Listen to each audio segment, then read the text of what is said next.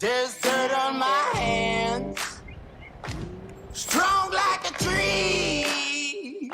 There's roots where I stand. Oh, I've been running from the law. Hey, what's up, guys? This is Adam with TAT Express. Hope you like the new setup. And today we're going to be talking about DD15s and are they durable? First of all, I would like to, hello, how you doing, Kevin? If this is your first time joining my live, we're going to be doing live Q&A. First, I'd like to apologize for the excessive noise. They're doing construction outside, so you're going to be hearing that banging and noising in the background. So hopefully, by the time I got set up in here and I noticed how loud it was, it's already too late to move everything. So we're here. We're going to be talking about it. The DD15 is durable, guys. I appreciate everybody's support. We're almost at 10,000 subscribers. Hey, what's up, George? If you got any questions about your truck, make sure to holler at me, guys. We're going to be talking about, actually, as I mentioned, we're going to be talking about the durability of the DD15. I had some questions about this earlier this week, and this is kind of what made me want to do this video. And first thing I want to talk about is the comparison of the older 60 series to the DD15. Now, when you look at the components, first of all, let's look at the unit injector. If you look at the unit injector, hey, what's up, Milton? What's going on, Levon? How you guys doing? George, what's up, GS? How many DD15s? Well, you know, that's a good question. DD15s are, it's a little hot in here. DD15s are B50 rated for 1.2 million. So 50% of the engines on the highway end up going to need a major repair before 1.2 million. Now, when do we see 1.2 million? That's a good question, GS. Honestly, it all depends on your maintenance schedule. If you're not keeping a solid maintenance schedule and you're skipping out on checking your coolant, sorry about that. Checking out your coolant mixture, your nitrate levels, that's a real big thing right there. You know, if you're not checking on your coolant, your nitrate levels, and your pH levels and all that, then you can create a lot of corrosion inside that engine. Now, when we look at durability, all right, what is durable? Durable is something that's long-lasting and strong.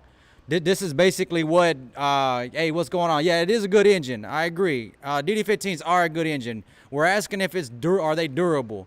Okay, so DD15s, back to the DD15s compared to the 60 series. If we look at the unit injector compared to a DD15 unit injector, now they're completely different. They're completely different. You can leave a 60 series DD15 or 60 series injector out without having to soak it in fuel. Maybe put a cover on it, and after a month you can still throw it in an engine and it would still crank up. Now that's a plunger style injector. It's a whole different style injector. Now what the DD15 did is they moved over to a smart injector, and a lot of these manufacturers are moving over to smart system. Hey, what's up, guys? I'm gonna catch up to everybody. You've been putting off the coolant flush. You can get nitrate strips. Is when I talk about your coolant and keeping an eye on your coolant. You can order nitrate strips from I believe it's Fleet Guard. You can get them on Amazon. They're really cheap. And just check your coolant. Make sure your mixture's right. Make sure it's not imbalanced. If you have an imbalance, just make sure to add what you need to add, because that's what we see mostly. If you guys saw the DD13, the DD15 head, I would have liked to do more video on that. We actually had a lot more video on that particular job. So let me see what we can produce on that. But what happened with that particular head, you can see that was small corrosion. That's small corrosion. On a 60 series, you can throw some gasket seal and still throw that engine together and still be going. And I'm gonna tell you why a DD15 cannot operate like that here in a minute. And it goes back to what we talked about last week, diesel engines and the fundamentals of diesel engines. So when they're building an engine that needs to not only last longer, I mean, diesel engines already proved to be strong engines. They're durable. Now they're having to work between this balance of controlling emissions and still getting good fuel mileage. What happens with that? What happens with that is you start losing performance because you're over here trying to get an engine that produces better fuel economy and less emissions. So they're designing a platform that is basically beyond technology.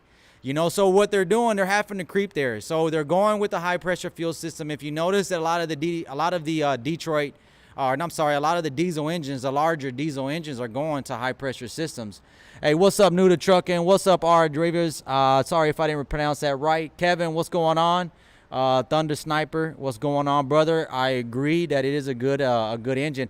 DD15s, we're staying with durability right now. Okay, so now we look at Caterpillar engines. And I apologize again for the noise. You look at Caterpillar. If you saw one of my other Caterpillar videos, you saw the components.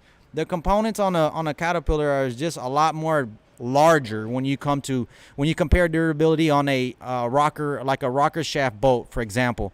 A rocker shaft boat on a 60 series is like, this. A rocker boat on a cat is, much bigger. It's larger. Even the rocker arms are a lot more larger. Now, I'm not saying that a Caterpillar or a 60 series is better. What we're talking about is durability and what is happening to the diesel engine to be able to balance between durability and efficiency. Okay, so we talked about the unit injectors. A 60 series runs off an inline fuel pump. It's pretty much kind of like a common rail, but it uses actual plunger power to create that pressure to inject inside the cylinder. So what the DD15 has done, the reason why Detroit's are not Detroit's, but diesel engines are able to produce so much torque is because their compression ratio is so much higher than gasoline engines. I'm gonna catch up to everybody. Detroit sucks, but all the good stuff is gone in the trucking industry now. I agree when I say the manufacturers are trying to make this balance between something that's efficient and durable and reliable. It's tough. I'm doing a video on whether or not you should delete your systems, and I'm going to give you some real good insight on what we see in our shop, and just a lot of what we see in our shop when it comes to deletes. So back to the Detroit. If you're saying there's nothing good out there, it just kind of depends on what you're looking for. If you look at the 60 series. The 60 series was kind of like a Frankenstein compared to the DD15. I'm not trying to put down 60 series. 60 series is a reliable, durable engine. Especially if you get the ones like the older models, 04s, 03, 04s, well, before 03s actually. I'm sorry, but if you get those are actually, they last a lot longer. They're a lot more durable. But if you compare the technology, from what DD15 has done, it's like night and day. And I can't, I mentioned this in the past. Wait till we see what's going to happen in the next 10 years when it comes to engines.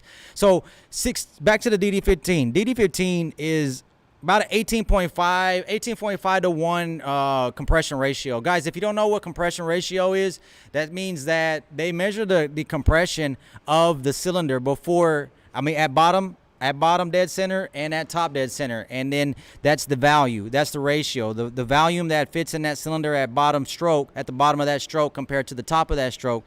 That's how much the volume one, like for example, a DD15 is 18.5 to 1. 60 series is, I want to say 15.5, maybe 15 to 1 or 16 to 1. Okay, so when you start making more compression inside that cylinder, you're going to have to get a tighter seal. Now, when you start creating higher pressures and you're trying to get a tight seal between two large pieces of metal, a gasket, for example, the gasket on a DD15 compared to a 60 series, it's a lot thinner. They got rid of a lot of material on those gaskets. It's mostly just it's small, it's thin, it's small metal, but it's mostly just to keep the O-rings in place for the coolant jackets. Guys, I'm gonna catch up to everybody that's on chat. Appreciate everybody joining us. Good afternoon, Donnie. What's up, Joe? Still waiting for a couple guys to come in. Transport is MIA. What's up with the B50 on the Detroit 60 Series 12? The B50, the B ratings on engines is basically just a way for them to measure the life expectancy of a diesel engine. Now, this all depends on the maintenance of an engine. This is why I always bring up, if you're buying a used truck, just because it's a DD15 or just because it's a 12.7, a 60 series doesn't mean it's going to get you that million miles. It doesn't mean that. Again, guys, I apologize for the background noise. They're doing construction outside, so they're making racket.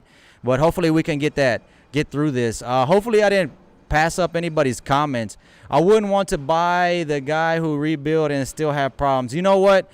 60 series engine, a 60 series engine, 60 series Detroit engine is a lot easier to rebuild. The procedures are the same. Okay, the procedures are pretty much the same as on any diesel engine when you do a in-frame, a wet liner. You know, the gear train's going to be a little bit different. Gear train's either going to be the front, the back, but basically it's the foundation of the engine is still the same.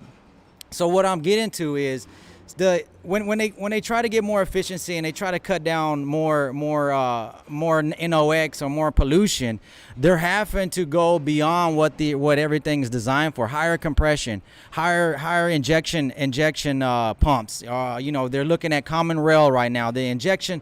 They don't even have a rocker arm for the injectors anymore for the newer engines. They're not even using an older injector style is going to be push plunger like this. It's going to push the injector, the top of the injector like this, and create that pressure so they can inject it in that high compression cylinder. Because diesel engines always going to have more compression, more air supply than fuel. So the only way you can make more power is to add more fuel. So they actually add more compression as well. They're adding more compression like the 60 series. I mean, the DD15's got higher compression.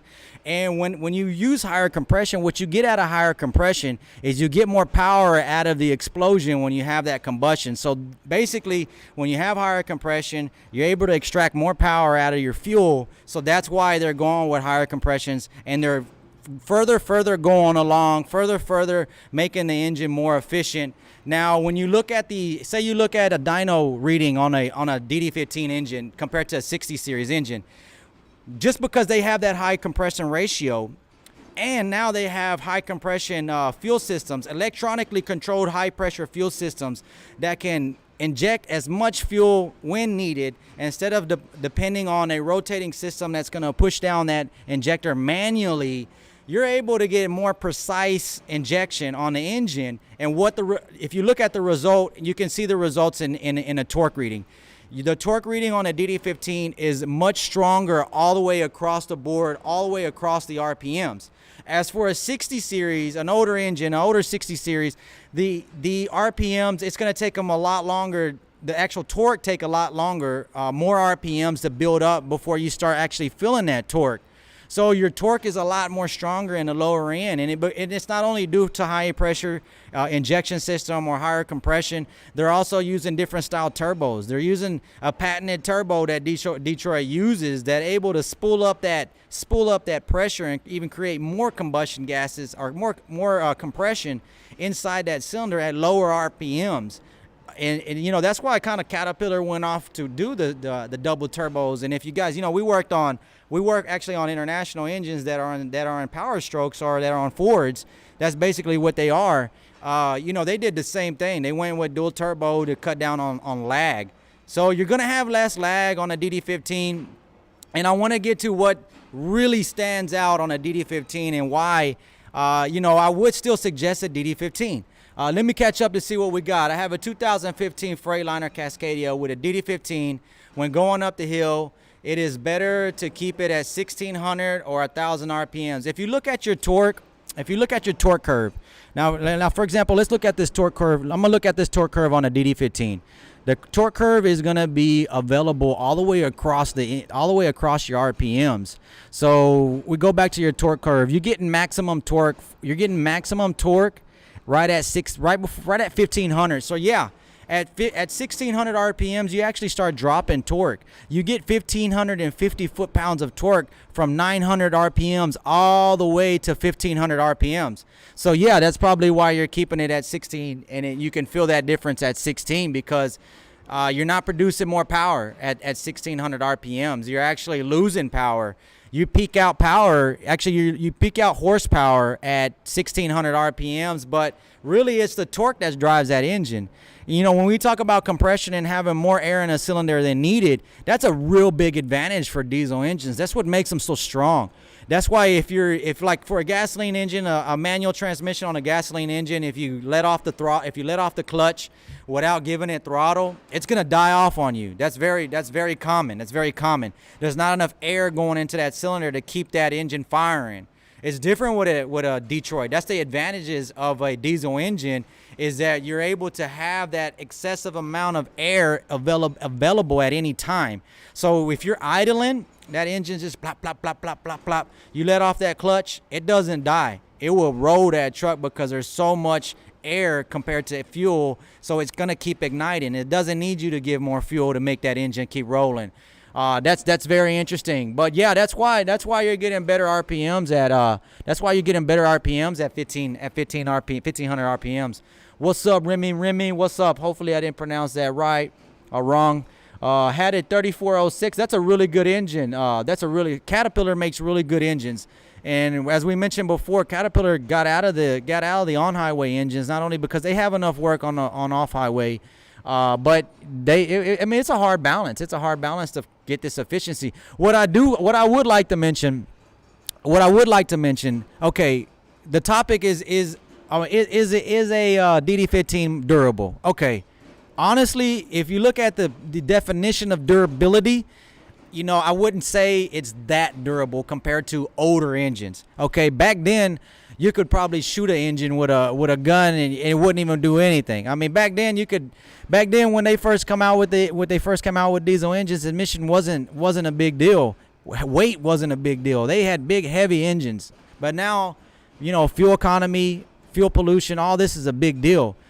So are they as durable as an older engine? I would have to say they're not as durable as an older engine, but they are going to be more reliable, okay?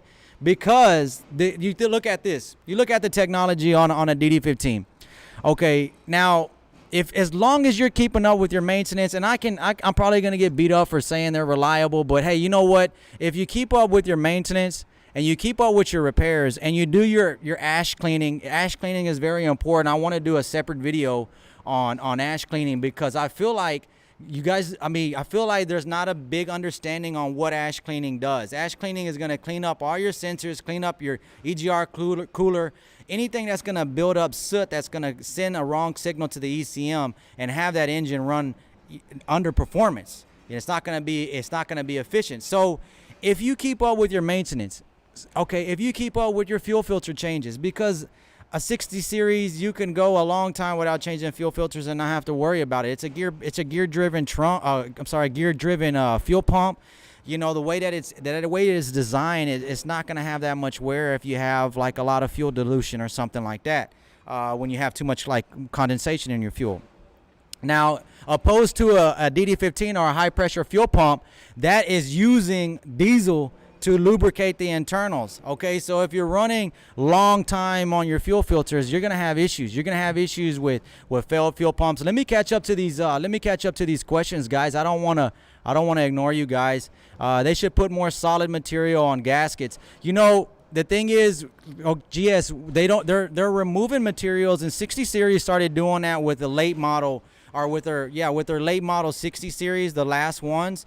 They really started to remove material because they're trying to, of course, control emissions. So they're using after treatment systems. Everybody knows that. They're using in-cylinder approaches with the EGR systems. Now the X15 is using their Jake brake system to actually recirculate an in-cylinder approach. The problems with in-cylinder approaches is that there's a limit to how much in-cylinder approach can happen whenever, like for example, you can only recirculate so much EGR gases. So when they try to boost up the EGR gases and on what they can do in there, what ends up happening is they create more heat. So when it's too hot, so they'll have to do is, like for the 60 series, the late 60 series, they end up taking material out the head. I brought this up before. And the reason why they take material out of the head is because what they're doing is they're letting having more water surface in that metal area to keep it cooler, so they can do recirculating gas more. Now, does it make the engine more durable? No, it doesn't. That's why I'm not a big fan of the early model 60 series. The late model 60 series. The early models are a lot more durable. You could run those you're going to see 1,000,000 miles. That's just, that's a given. A DD15, is it more durable than the 60 series? Probably not. But it's going to be as reliable if you keep up with maintenance. it's a picky engine. It's a really picky engine. You got to keep up with your fuel filters. You got to keep up with your ash cleanings. Hey, what's up, Always Packing? How you doing? Thanks for joining us, everybody. Thanks for joining us. Make sure you hit that like button. Hope you like the new setup.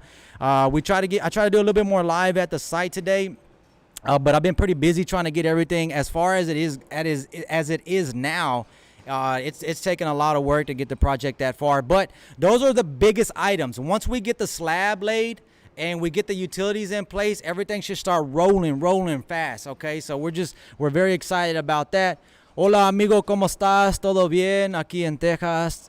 I prefer the gears in the front. It just depends. It depends. The gears in the front, everybody's, the only ones that I mostly still see with gears in the front is going to be Cummins. Everybody else is gear in the back. As a technician, gears in the back are very tough to work on. If you look at a D13 Volvo, there's a bull gear that goes out very often and is a very pain to replace that. It's a very costly repair. So it just depends. On the front gear train, it's the same. You got to take off the whole front end of the truck. It depends on what kind of setup you have. Like, I like how the 60 series or the DD15 allows you to remove the cams without having to tear down as much as you have to if you were dealing with a Caterpillar or a Cummins. So I like that. So, hey, what's up? Hola, Andre, hey, what's up? How you guys doing? I prefer the gears in the front. My DD15 doing great. I believe in having turbo issues, so I've been told that wastegate isn't opening and closing the way it should be, and that is the cause for emission light to stay on. Donnie, have you had an ash cleaning before? Okay, because that is the VTT on a turbo for a DD15 is going to be a lot different compared to like a Volvo engine or a 60 or a Cummins engine. So I would definitely have everything checked out. Do an ash cleaning.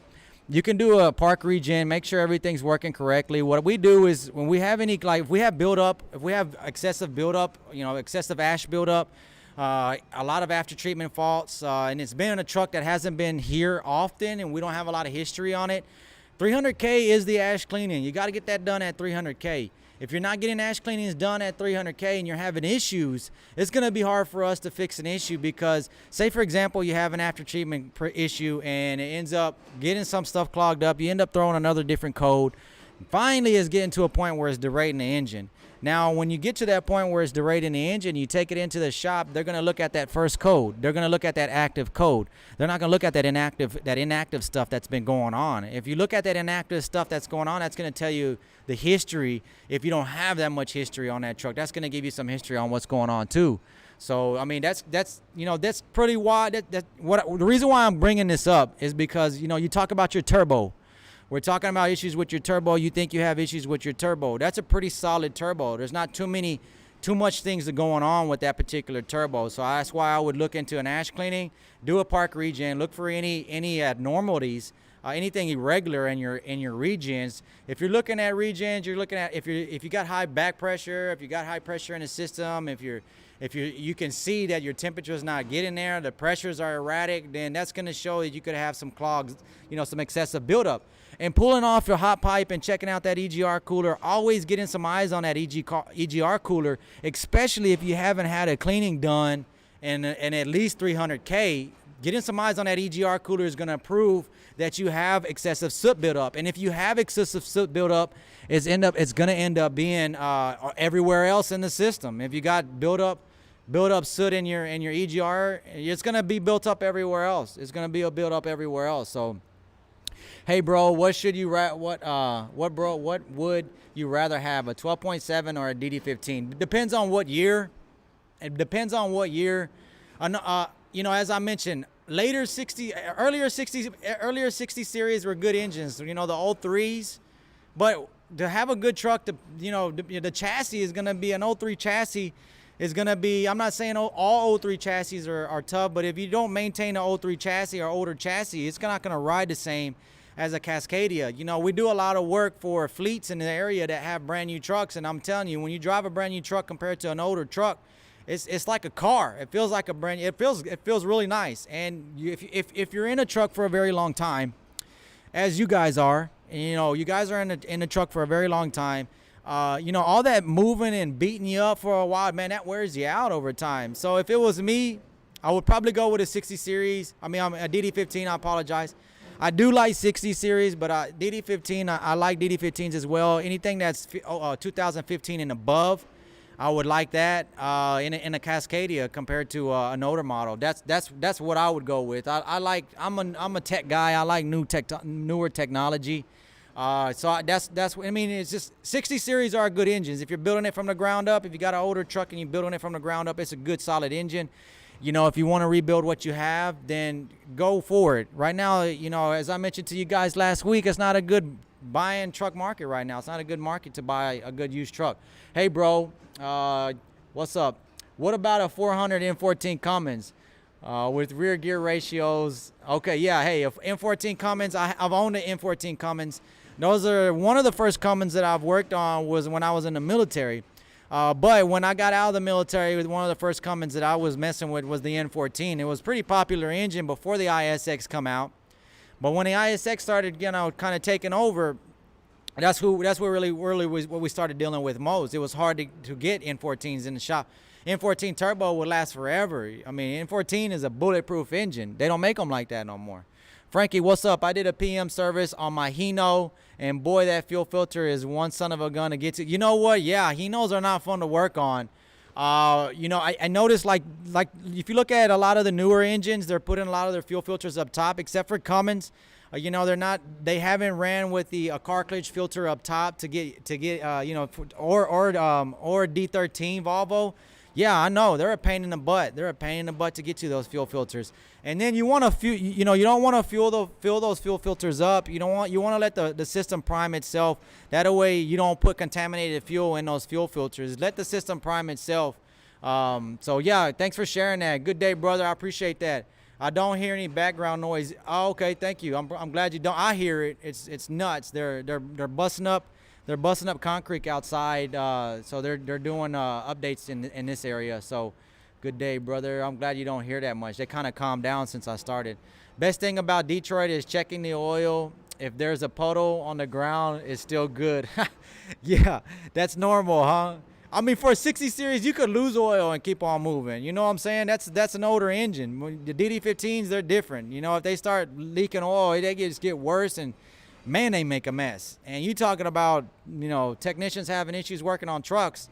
You know, that's tough right there. Sorry about that, guys. I'm working with a different camera that has a timeout, and I keep forgetting about that. But yeah, thanks for sharing that. Hey, what's up, Transport? I'm wondering where you were, man.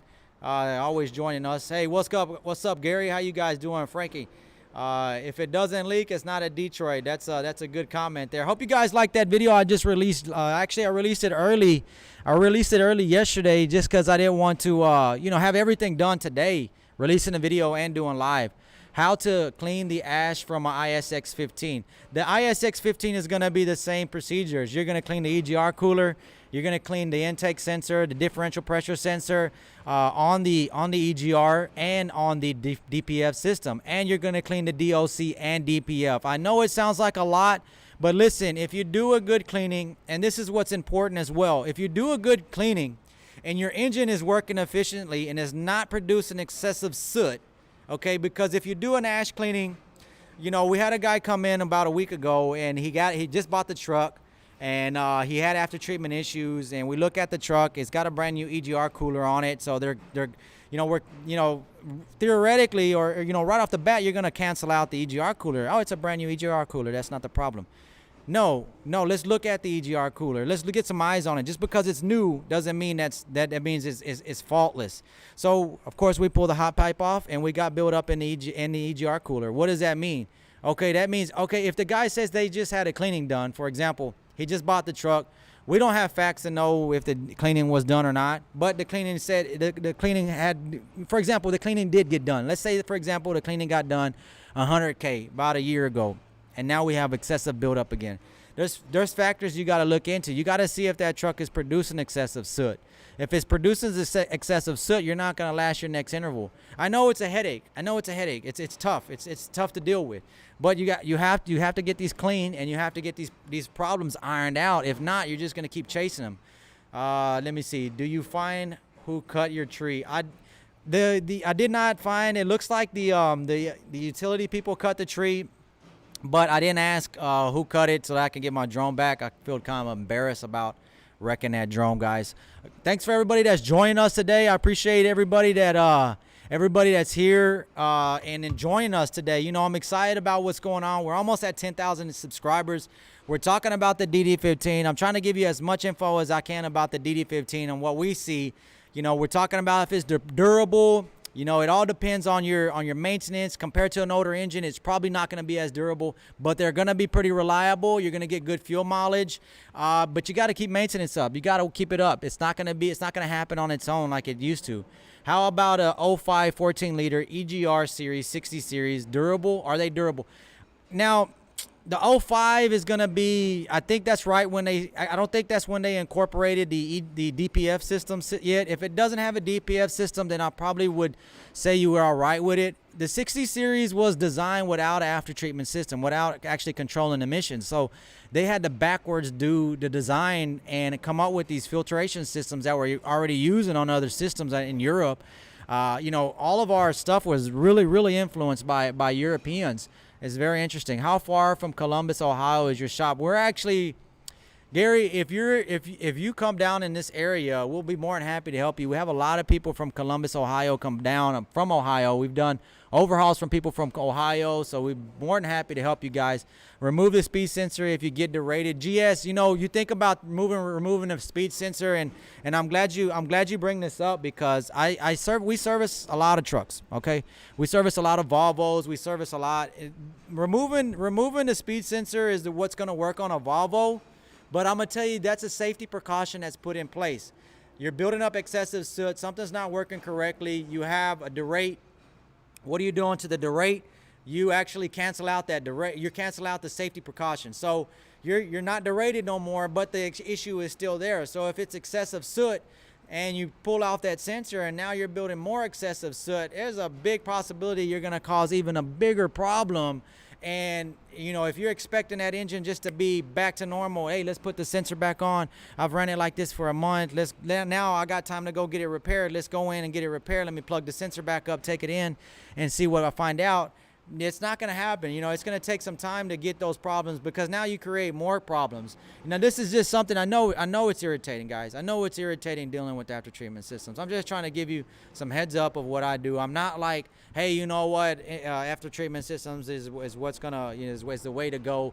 This is what we have to deal with. This is what we have to understand. So trying to understand the system more, and I'm trying to explain as much as possible to you guys that what we see here in my shop, everything that we share in my shop, you know, everything that comes in, we all are in a group where all the codes come into a group. So we're all researching the codes. We're all looking at the codes. We're all looking at history on the codes. So this is, you know, when I have guys come in that haven't been here before, you know, give us some time to look at your truck. Give us some time to research the codes that you're having and the pattern that's happening, because it's going to let us know a lot of what's going on with that engine.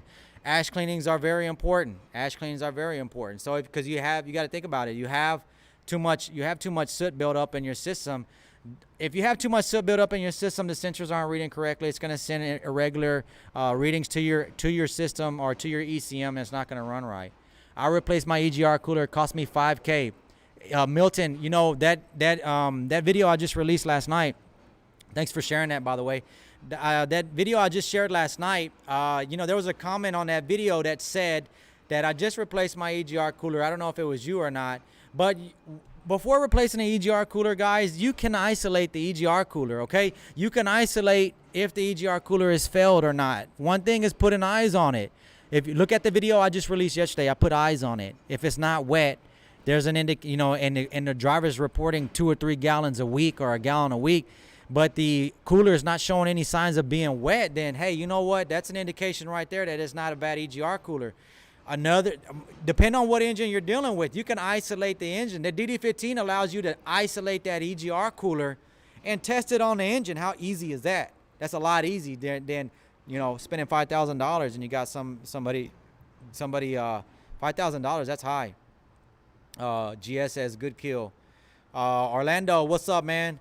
When is a good time to buy a truck? Well, right now is not a good time because the demand is very high for trucks. So right now is not a good time, but you know, I'm not saying there's not good trucks out there. You're going to have to look harder. It's kind of like buying a house. Guys, if you ever bought a house, if you bought a house in the past year or before the pandemic or during the pandemic or after the pandemic, post-pandemic, I should say. If you bought a house post-pandemic, you understand it's kind of like buying a truck. You're going to see a lot of trucks. You're going to see a lot of discrepancies. You're going to see a lot of junk. You're going to see a lot of issues that you don't want to buy. You're going to fall in love with a bunch of trucks.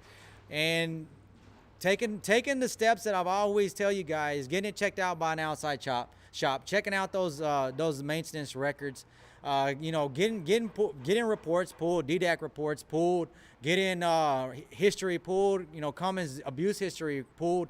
That information is going to help you make a better decision. When you buy a house, you get an inspection done on a house. It's the same thing. You're going to do the same thing on buying a truck. It's always a good time to buy a truck, says GS. Yeah. As long as you follow those practices that I mentioned. Don't get too excited about buying a used truck, okay? If they paint it and it's all sparkly and clean, be careful. Look deep into it. Make sure that you examine everything. Look into all my other videos. Educate yourself as much as possible before you actually buy an investment like that. It's an investment. That's going to be an asset. You don't want it to be a liability. When it starts costing you more money than it's making you, it's going to be a liability. It's going to cost money. Repairs and fuel are going to be your highest cost on a truck. That's going to be a given. What can you control? You can do your best to control fuel. Not the cost of fuel, but fuel consumption. That's why, these DD15s are actually more beneficial. 7.8 miles to the gallon. You're not going to get that on the 60 series. Okay? So keep all this in mind. I appreciate everybody joining us today. We got a lot of viewers today. Make sure to hit that like button. I appreciate everybody joining us today. We're almost at 10,000 subscribers, guys. I'd like to get these hats to you guys. I'm going to get some shirts, some hoodies in time for the cold season. I just got a fresh overhaul on my Series 60.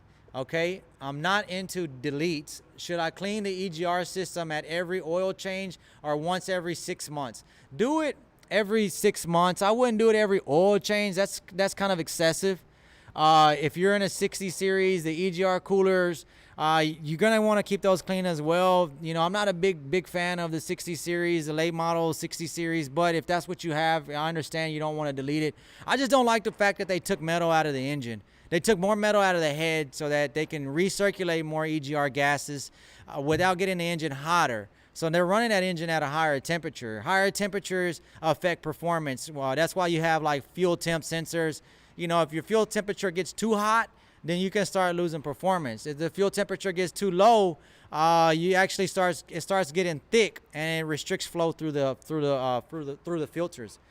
Don't buy November through February, GS says. Thanks for joining us, GS. Hopefully everybody's doing good today. Let me get back to where I was. Don't want to jump around here. Saludos from Portland, Oregon. Hola, how you guys doing? Victor says, what's up? It's good decision to keep 3406 cat if overhaul ready on this day. Well, a 3406 is a very, very strong engine. Very strong, very durable engine. The only, if that's what you have, keep it going because you're not going to like a DD15. You're not going to like these newer engines that are going to have check engine lights. This is something that's going to be part of your maintenance schedule is, getting your engines checked out, getting your check engines checked out. You can't ignore check engine lights, guys. It's very important.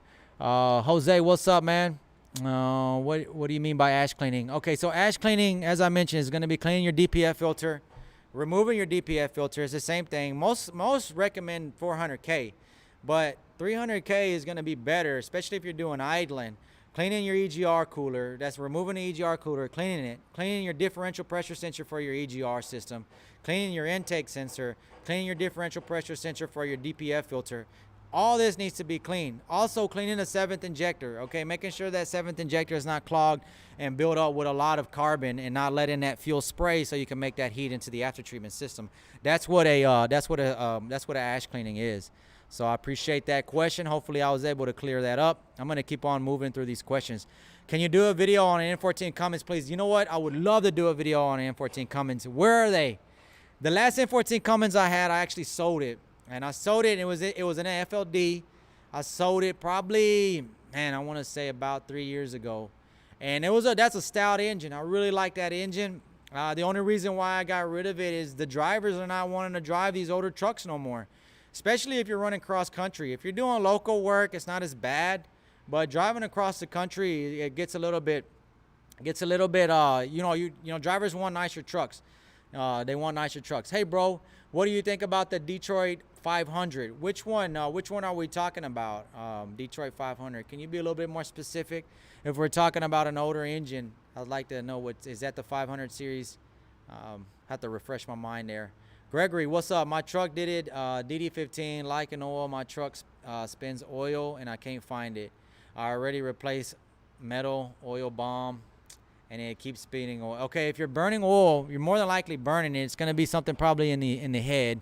If you've already did everything possible and you're not losing oil going out of the truck, it's not coming out of the turbo or the exhaust system, it's most likely getting burnt.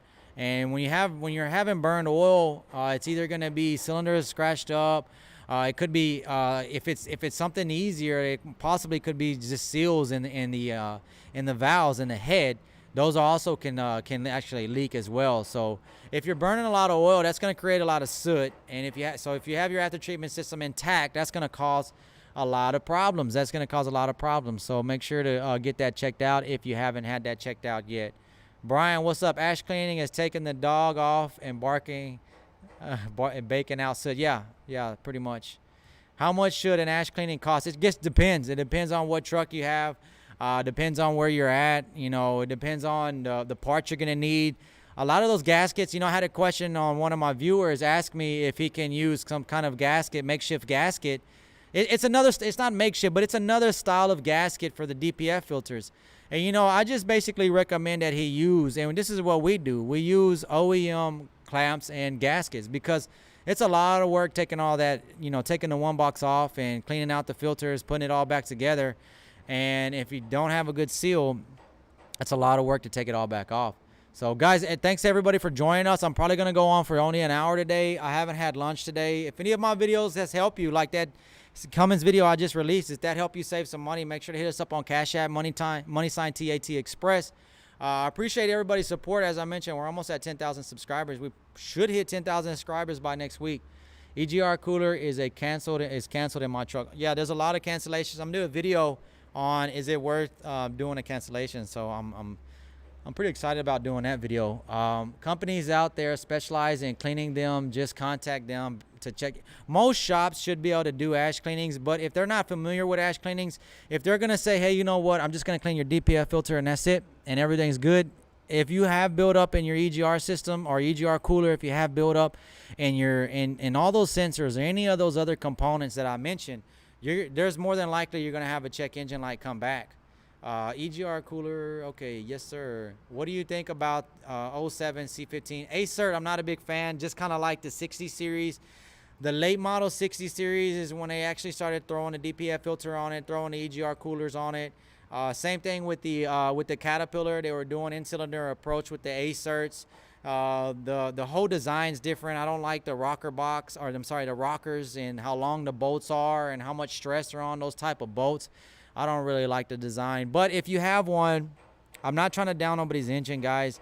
If you have one, as long as you're keeping up with the maintenance and you're doing everything that needs to get done, you're going to have a solid engine. I'm not saying, I don't want you guys to think that I'm going to down the engines that you have. If every diesel engine is a good engine, as long as you're keeping up with maintenance and at least you give some TLC to that. What's up, Nick? Bear says, what's up? DD15s are junk motors. They can be if you don't take care of them. They can be junk. They can be junk if you don't take care of them. If you have an engine that has tons of corrosion on it due from road salts and not being washed off, and people that don't clean, owners that are not cleaning up or fixing any oil leaks or are just going on a long time with their fuel filters and having issues and having the engine run inefficient, yeah, you can definitely have a junk. Gregory says, what's up from Miami? Hopefully everything is fine in Miami. We're finally getting some cooler weather up here. Hopefully the weather cooperates with the construction. There's a lot of construction going on in Texas, man. I'm pretty sure everybody's seeing a lot of construction. Guys, I appreciate you, everybody, letting me know where you guys are watching from. Appreciate that. I enjoy everybody that's joining us today. AR says, what about the new X15. Now the X15 is a good engine. I looked into the manual. I looked into the how the engine's made. It's pretty much the same as the ISX15. You know, when we talked about this a while back and how they're doing the exhaust gas, recirculating it again through the exhaust system or through the exhaust valves. I feel like that's going to cause more soot. As I mentioned, in-cylinder approaches are going to be very, very tough to accomplish without trying another approach. Recirculating the exhaust gas, yeah, okay, but that's going to create a cooler burn because you're cooling off the exhaust gases, putting it back in there. You know, that's gonna create a lot of soot buildup, and when you start doing that, it's gonna affect performance, guys. So keep that in mind. Are they reliable? They're pretty reliable. I mean, right now they just came out. Most of the time, I'm gonna see the same problems that we're seeing, like in the 16 models. You know, they've got a lot of the updates already done. If you're keeping up with fuel filter changes, that's something that I would definitely watch, is keep up your fuel filter changes. Don't go too long on your intervals. If you're going to go with extended intervals, make sure to, you know, do your check, do your oil checks. If you can do an oil sample, that's a very good practice on any engine. Mine was bad. It was full of coolant. 5K was high.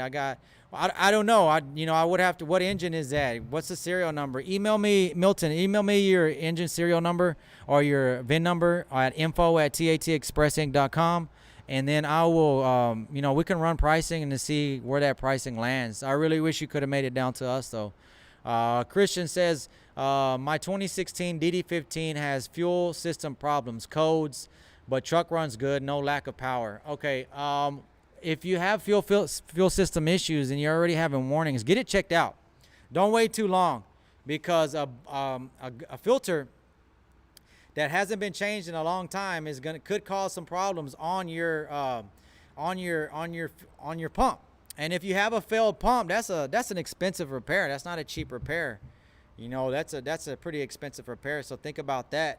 Let me catch up to all these questions, guys. I appreciate everybody joining us. Where you get your training on Detroits from? Well, mostly my training is going to be from literature. You know, I've seen some courses out there. They're not really great because they're outdated. There's a lot of stuff that's out there that's outdated. So a lot of the stuff that you're going to be learning is going to be in manuals. You're going to have to be digging for it. It's not going to be I'm not saying every course out there, but a lot of the courses that I see out there are kind of just teaching you fundamentals, which is good. It's not a bad thing to know, but a lot of the new stuff, you know, you're gonna have to research it on your own. So yeah, that's mostly where I kind of pick up a lot of the Detroit stuff. 5K out the door, Milton says. What about DD15 for in a dump truck, or could it use a Cummins? Okay, a Cummins is gonna have more power. In a dump truck, I would probably go with a DD15. Depends on what year. Cummins is a good engine too, guys. I hate to down Cummins. Cummins is a very strong engine, guys. I'm not trying to down Cummins. These newer engines take more maintenance, okay? So don't be surprised if you're having to change the fuel filter more often. If you're around a lot of dusty area, you're gonna have to keep up with that engine air filter. No matter what engine you go with, when you're dealing with a dirty environment like that, it's very important not only to keep up with your oil changes, your PMs, but also your air filter and your cab filters. Because what happens if you have a lot of dirt build up on your air filter, and some of those dirt particles get past that filter and into your cylinder, over time you're going to have scraping on the cylinder, cause high crankcase pressure, oil consumption. You're going to end up having problems. But I appreciate everybody that's joined us. Sorry if I haven't got to everybody's questions. I'm trying to catch up to everybody right now. When I buy my truck, it is going to be a brand new. I'd rather pay more for my monthly payment than being in a shop with a used truck. Okay, thanks. I appreciate that. Appreciate you sharing that. Bear says, I build Detroit's, Volvos, and Cummins. Yeah, good job. We all do. No, I'm joking. Hey, I'm not trying to. I say bear. I hear bear, so I'm thinking of bear. So luck on the draw. He says. GS says luck on the draw when you're getting a truck. Basically, I mean, this is why you gotta look out for all those things. DDAC 3, what do you think? DDAC 3, just depends on what, the maintenance. All depends on the maintenance record. It all depends on any engine is going to be good as long as it's been maintained. If it's been neglected for a long time and you have issues with the truck, and as I mentioned, it's neglected, you're not taking care of it, you're going to have a bad truck. Guys, I'm pretty close to wrapping this up for the day. I appreciate everybody joining us. Let me get everybody, let me try to catch up with everybody. Orlando says, what's up? 60 series are the best. Nick says, Western Star and Colorado with DD15 any good? I'm not, Coronado, I'm not really, I mean, Coronados are nice. They got a lot of room. They got a lot of room for a technician to work on. But as for an owner, the parts, you know, the cosmetic stuff is not going to be that easy to go by. It's not going to be that easy to find. If you have one, it's fine. I mean, there's nothing big about that, you know, but the cosmetic stuff is just going to be tough to get when compared to like a Cascadia or, you know, a Kenworth more. I mean, if you look at the shop right now, you look at, we got mostly more common, like the Century class. When the Century class was popular, we got a Century class here, got Cascadia right there, another Columbia or Century, another Cascadia. They're just more popular. Colorados, if I probably, I'm sorry, Colorados, I'll probably, I'm sorry if I'm pronouncing that wrong, but that's what I mean about that. It's tough to get parts for cosmetic wise. Lots of oil companies have ISX in their trucks. They're selling out. Well, that's good. Well, ISX are strong engines, guys. They're very strong engines. I'm not downing. I'm not saying DD15 is a better engine than the Cummins. Cummins is going to be a strong engine. Both of them are going to have issues. Both of them are going to need maintenance. Don't ignore maintenance on either one of them, okay? A Cummins will be a little bit more expensive when it comes to parts than a Detroit, but that doesn't make Cummins a bad engine. That doesn't make Detroit a bad engine. Cummins has been in, they've been in the game for a very long time. They're dealing with the same thing that all the manufacturers are dealing with. They're trying to balance this durability with efficiency and not being able to cause so much emissions. So you think about all that. Number 5 liner cracks and leaks coolant. Okay, I appreciate you joining. Appreciate you sharing that with us there. See, I have one that can do, let me see. I have one you can do on a 1998. Oh, 98, 97. Come on in. As long as we can get the parts. If we're doing an overhaul, send me the VIN number. Send it to info@tatexpressinc.com. If you can send me the serial number, that'll work better. Let me get the kit in. And yeah, we can knock it out. I can get you some heads. See what the condition is on that truck, and we can do it. Good afternoon. Great videos on the engines. Do you have a shop in Dallas?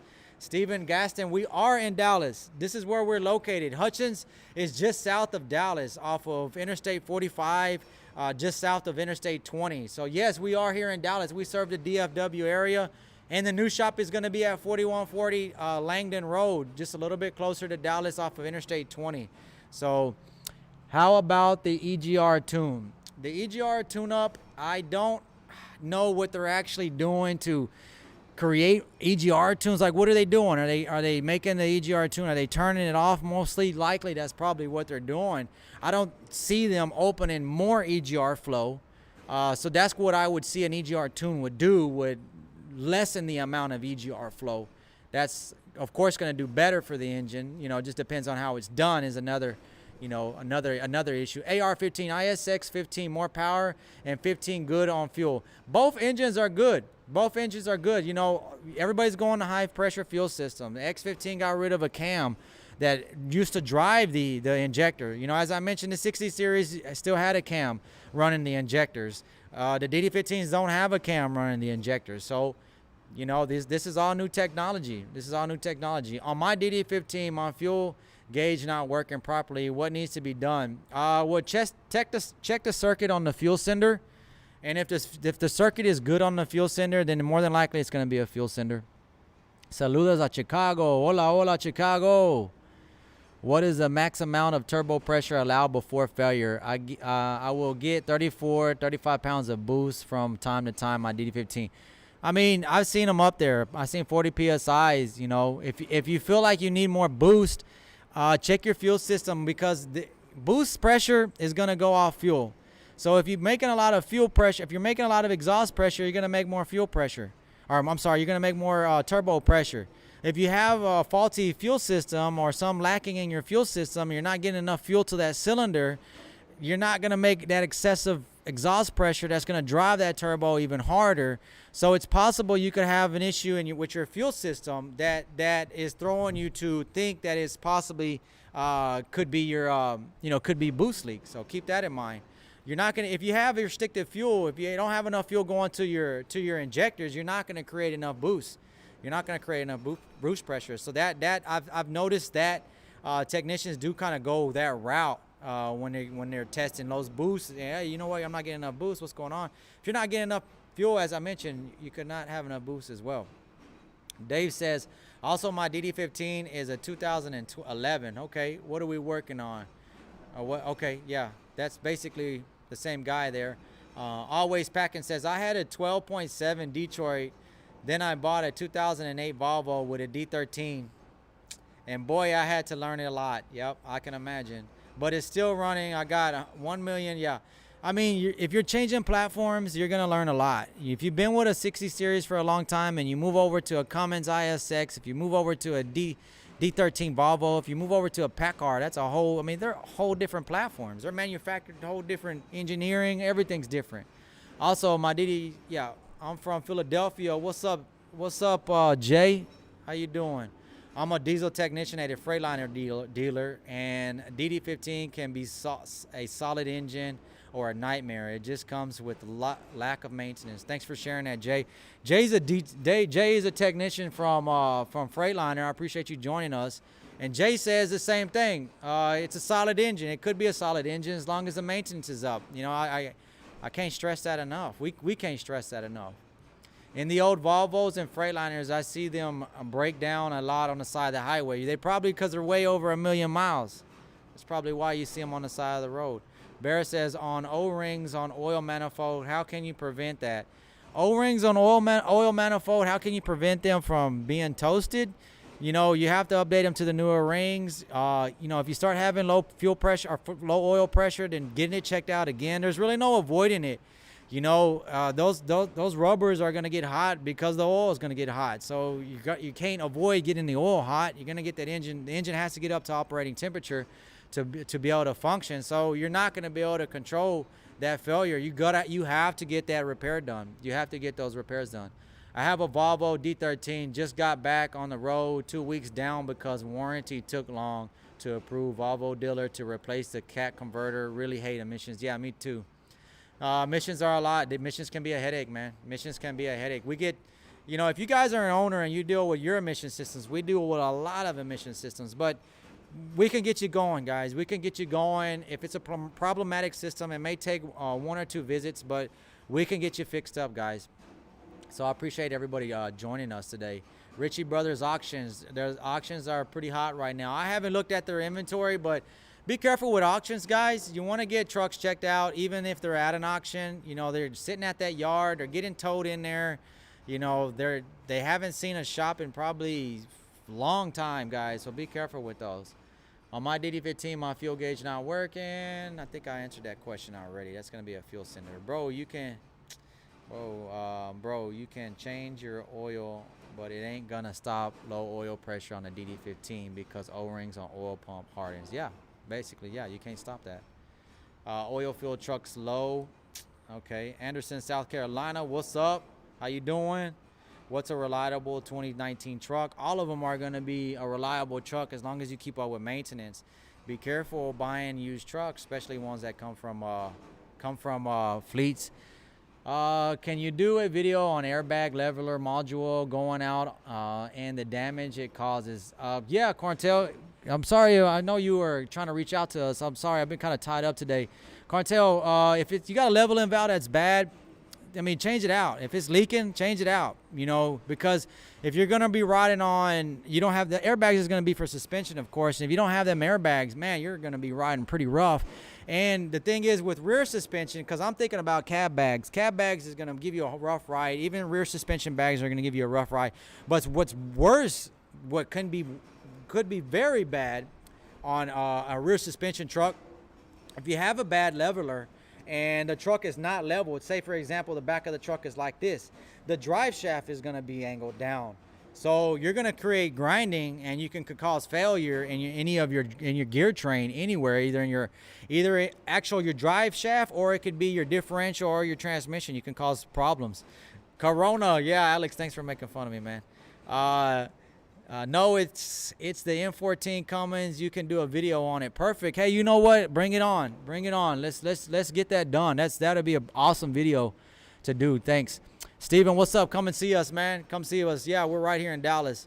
Gel like yellow oil and coolant reservoir. If you got yellow in your coolant reservoir in a DD15, that's probably going to be fuel mixture. Maybe cups. You might want to get that checked out. I need to make an appointment on my DD15 injector cups next week. What time are you guys open in the morning? We're here at 8 till 6 p.m. So check us out Monday through Friday. Oops, didn't mean to bump the camera there. But yeah, call us up. We can schedule you an appointment. Anybody can help you here at the shop.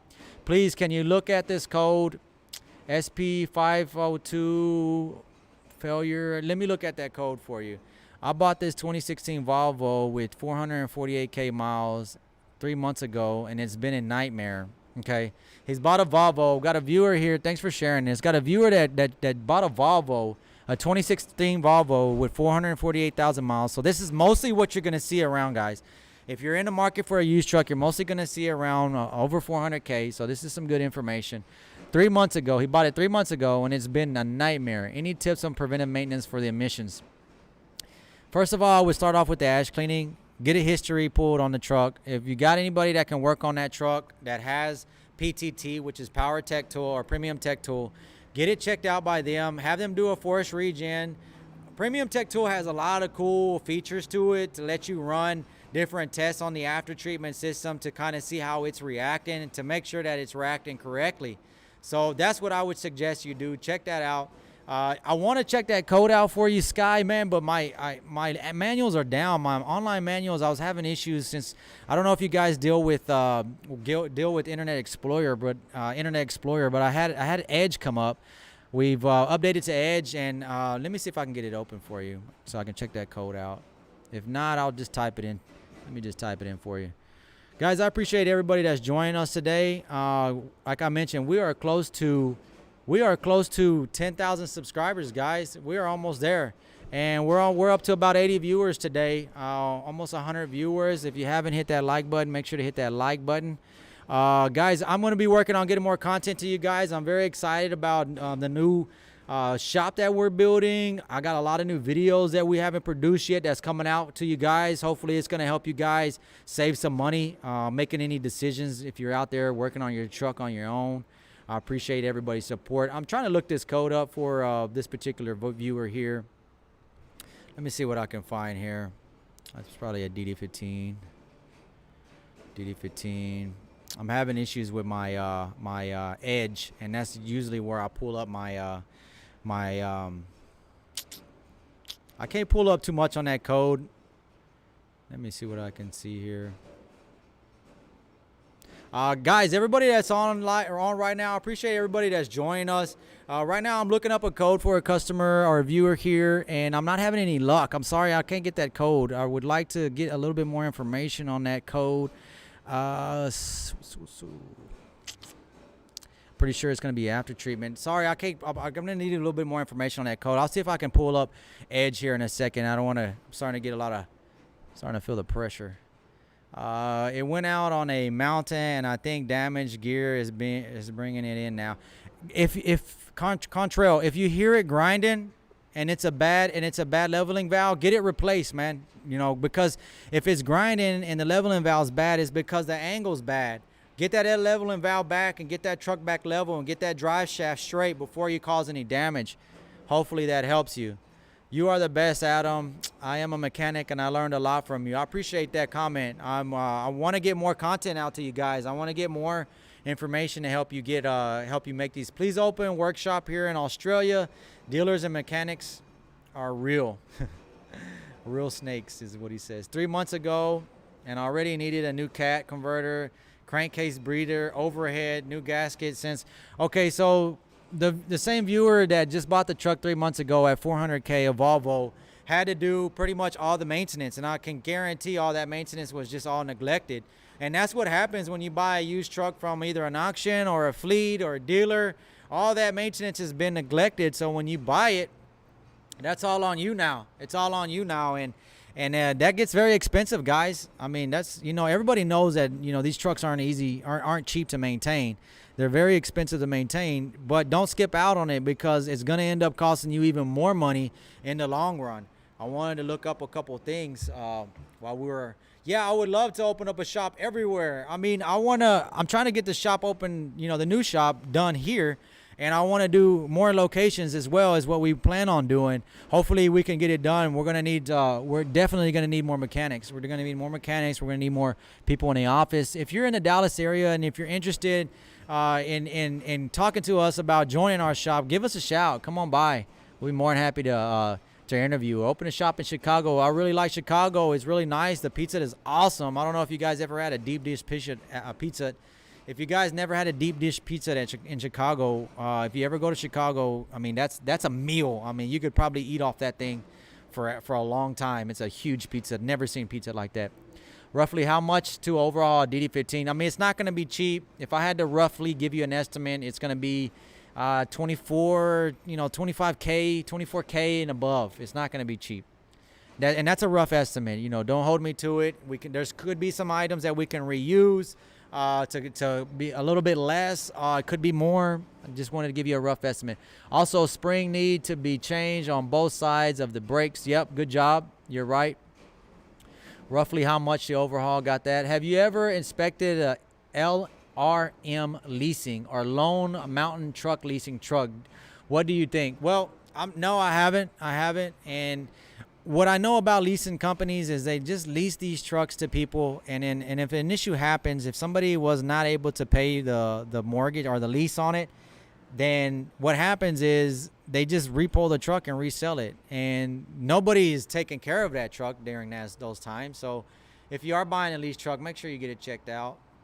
2015 DD15, do not have any problems. Should I do regen myself sometimes? If you see that, like that, it's a temperature indicator letting you know that your exhaust temperature is high. If you see that while you're driving down the road and you've been on the road for a long time, that is called an active regen.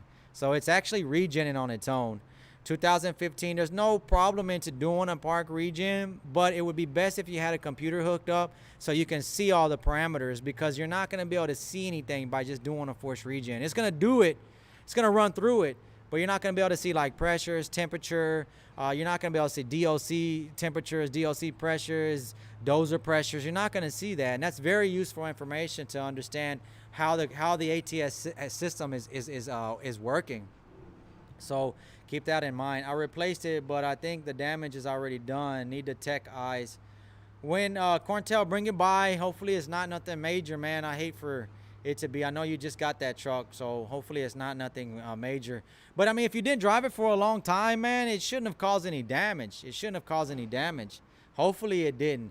My truck is a 2013 Cascadia, and it's been in the shop for 39 days, and it's a nightmare. You know, I'm going to tell you something about trucks that have been in the shop for a long time. It happens. Sometimes the technicians, you know, we can't figure it out. It's a mess. It's either been neglected for a long time, and I'm not saying that's what happened with you. But if you bought a used truck and you don't have history on it and you have a problematic system, man, it could be a nightmare. Yes, it can, finding issues. We have trucks sometimes that can get stuck at the shop, and you can bang your head against the wall sometimes. So yeah, I can understand that. I wonder what's going on with it. 2013, probably high mileage. So I wonder what's going on with it. Hopefully you can. Hopefully they figure that out for you. GS says, I ate a little Caesar's deep dish. Bro, Caesar's deep dish is nothing compared to Chicago's pizza, man. Chicago has pizza like freaking this thick, man. And they layer the pepperoni with the sauce and the cheese, and it's like a pie. It's a big cake pie. And man, it's awesome. If you've never had one in Chicago, make a trip to Chicago just for that alone. But yeah, check that out. DD15 engine. So far the bill is $29K. Damn. I wonder what they're doing. I mean, you probably had to do a whole engine right there. That's pretty much what head, injectors, everything. You probably had all types of corrosion. Anytime, like, you know, if you saw that DD13 video that I just released last week, you know, that corrosion on that corrosion there on that coolant jacket, man, I hate to replace a head for that. You know, but trying to roll the dice and put some kind of sealant on there or some kind of hardener or JB Weld and thinking it's going to hold it, you know, that's going to put that owner operator down again. You know, that's going to, if anything, it could cause more problems. What if the coolant leaks into the oil? Then you run that truck. Now you have damaged internals, you know, internal mains. That could cause even more problems, more headaches. So think about all this. Guys, I appreciate everybody that's joined us. I thought I was going to shut it off, but it just gets too fun. I love all the comments coming in. I'm going to record parameters and send it to you, though. Okay, send them to me, GS. I'll be happy to help you. What's up? You're welcome. Thanks, Life. When idling a diesel engine, should I bump up the idle while parked overnight? Trust Life. I'm going to tell you one thing, man. Engines do not like idling, whether you bump them up or not. Running a PTO, even if you're running a PTO, you're running the RPMs up. It's just they don't recommend, and all the manufacturers don't recommend long idle times or PTO usage. So I would suggest getting an APU some way or another, you know, working your way to get an APU if you're going to be sleeping in a truck often. If not, you're going to have a lot of after treatment issues. Trenton Johnson says, so when flushing antifreeze, what else besides just exchanging antifreeze? You can do a flush. There's a good chemical that Fleet Guard sells. It's probably about a gallon. You put that in there with your water, run that engine, get it hot, dump it out. You might want to flush it twice. Okay, fill the coolant back up, and at every PM, check it with coolant strips. So that's how you're going to maintain that cooling system, is with coolant strips. So order you some coolant strips. You can get them on Amazon. Some Fleet Guard coolant strips. They're like a three test coolant strip. Really good strips. They work really awesome. We use them here as well. Maybe I'll show them on the next video. So yeah, that's what I would do. Milton says, I was in Chicago 2 days ago and ate a slice of pizza. It was great. Some of the best. The slices are huge. They are, Milton. I love pizza. I love pizza. I don't eat it often, maybe once, twice a month. I don't really eat it often, but man, Chicago, if you ever ate a deep dish from Chicago, I don't know the exact restaurant name, but if you do have a deep dish from there, you probably will not eat another pizza for like 2 or 3 months because you're just going to be so full of pizza. So yeah, thanks for sharing that, guys. Thanks for the videos. I appreciate it, guys. Yes, always bump up the idle. It keeps the engine temp at normal range. You know, you can bump it up. It's not gonna, a low idle, you're not gonna burn all the fuel. You'll get a better burn of fuel with a little bit of a higher idle bump, but you're still gonna be building up soot, is what I'm getting to. From Connecticut, what's up? How you guys doing? Thanks for joining us, Lewis. DEF in the diesel tank. Okay, DEF in the diesel tank will give a big headache. Oh yeah, definitely. Yes, definitely. Don't do that. Don't put diesel in your DEF. That's definitely going to cause some issues. What's your process for estimates? Send me your VIN number, your last 6 of your VIN, a detailed report of what you need to info@tatexpressinc.com. Let me put that in the comments so that you can send that. That's going to be the best way to contact us, guys, because you know, we get a lot of call volumes. We get a lot of calls coming in. It's not that we don't want to be on the calls with you guys. We're trying to help everybody, but it's pretty stressful. I'm a pretty upbeat guy, but I'm a very kind of like high stress guy. Like, so if you come in with an issue, it's my issue now. You know what I'm saying? So I feel that. You know, even though you might not see me, I'm looking at the codes, I'm reading them, I'm figuring out what's going on with it. I'm stressed about that because I want to know what's going on with your truck. So just think about all this whenever you decide to come visit us. You know, we're going to find it out. We're going to get it done. And here I am about to put in info@tatexpressinc.com. As I mentioned, send me your last 6 of your VIN. If you don't have the last 6 of the VIN, if we're doing something major to the engine, go ahead and send your engine serial number as well. And then what we'll do is we'll run an estimate. Let me know. Give me a detailed what you need, when you can make it in. Estimates are kind of tough. I'm going to tell you, to be honest, I can give you rough estimates, but it's not until we break down into that truck and figure out what's going on, run the test, You know, we always run after treatment set, you know, regens, monitored regens. We try to see what's going on. We hear about, you know, we take in what you're reporting, and we just take everything in from there, and that's how we kind of troubleshoot what's going on. But I appreciate everybody that's joining us today. I just put my email address there, so check it out. What's your process? Yep, it doesn't cook well under the cheese. Not sure. Doesn't cook well under the cheese. I guess you're still talking about pizza. I thought you were talking about DPF filters. Sup from Maine. How you doing? Thanks for joining us from Maine. What's a good APU system? Thermo King's a good APU system. Carrier, any other name brand. If you're going with an APU system, go with Thermo King. Go with Carrier. Go with a brand that's well known and that can be serviced all around the nation. You know, you don't want to go with a system that's rare and that's hard to get parts for. Then you're gonna have problems getting it serviced. So I would definitely look that up. Gino Z's deep dish, yes sir. That deep dish is what's up. I really like. I mean, I'm craving pizza now. You know, my wife mentioned she wanted pizza, so we might do pizza tonight. But we don't get pizza you know, up north as we do. You know, I wish we did. We get a lot of thin. We like the thin crust, but that thick crust is something else. How much torque, foot-pounds, do you put on a DD15 main cap? Oh, you know, that's a very important question. You know, I don't have the exact specs, but whenever you put a main cap on, what I would suggest you do is you take it slow. Make sure that main bearing sits good. Okay, and what you want to do is, if you're under the engine and you're rotating it, say you have your boring tool connected and you're under the engine, and you're going through the caps and you're rotating the engine, and you can feel how, you know, you can feel the firmness or the tension of how that engine is rotating, right? You put another bearing in, you go in to rotate, now it feels a little bit stiffer. Pull that bearing back out. Redo that bearing, okay? Don't put too much of that white film grease on there. It's gonna take time for that oil to make it to them bearings. And another important thing to do, and this is a lot of things that doesn't get done with the 60 series, you want to prime the oil system, okay?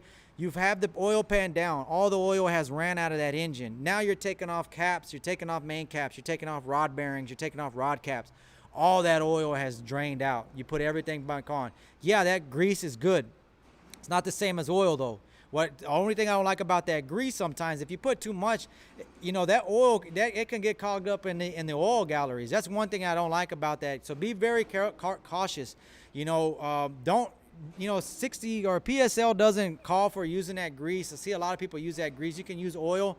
I'd rather use oil, prime the system. If you suspect that it's been contaminated, run the engine, re-inspect the bearings, okay?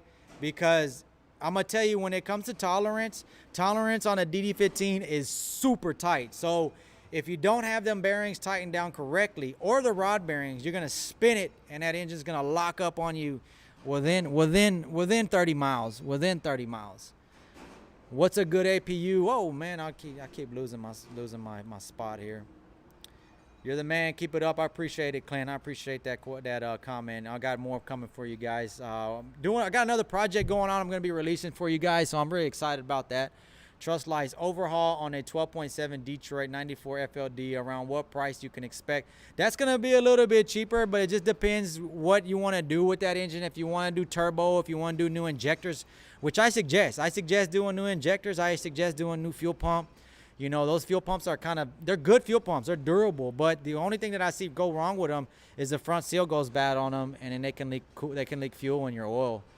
Do you have a shop in Columbus, Ohio? Not yet, MB, not yet. One day we will be. Connor says, what projects are you working on right now? I don't want to bust a surprise out yet, man. But I'll let you guys know. Give it a little bit longer. You know, we got some.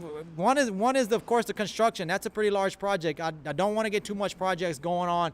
I do like staying pretty busy, but I don't want to release too many projects, because what I feel with projects, if you release too many projects, it's kind of like trying to make 5 peanut butter and jelly sandwiches off of 1 spoon of peanut butter. You only got enough for one sandwich. You know, you can't make 3 or 4 sandwiches. You're gonna be spread too thin, and your attention's gonna be less. But I'm not going full blast on the project that I just mentioned. But when I am able to go full blast, I'm very excited about being able to release that. If I change my air dryer filter, I have to change something also. Thank you.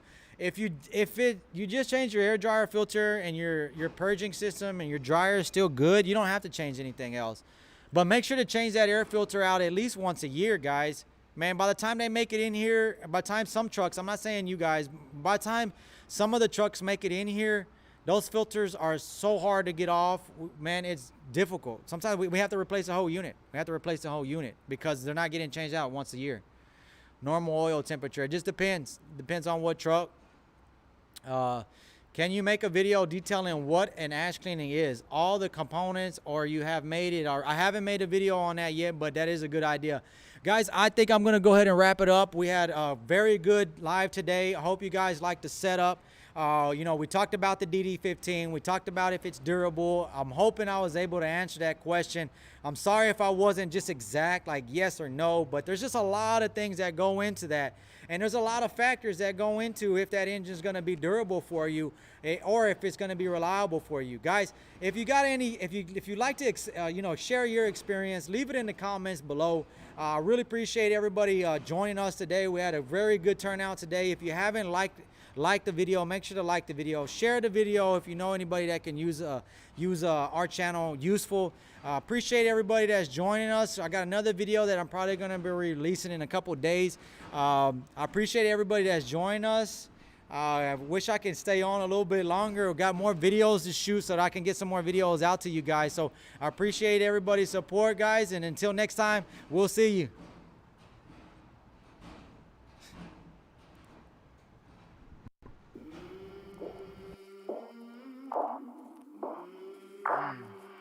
I came from the mud. There's dirt on my hands. Strong like a tree. There's roots where I stand. Oh, I've been running from the law. Hope they won't shoot me down soon.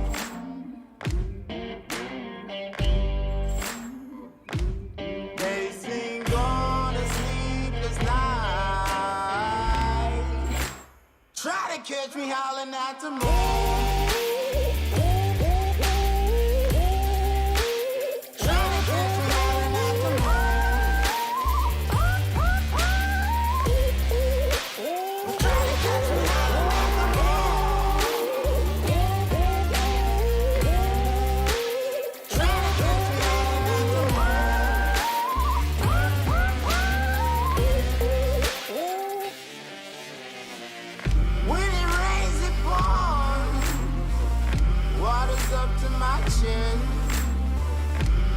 Won't stop fighting to the very end.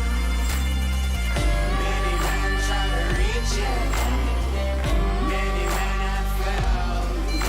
Well, if you wanna get to heaven, you gotta raise a little hell. And I've been running from the law.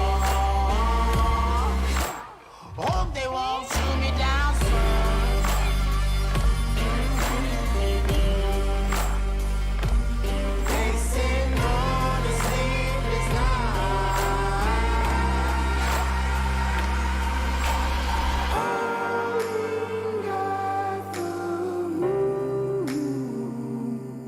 Will you find me?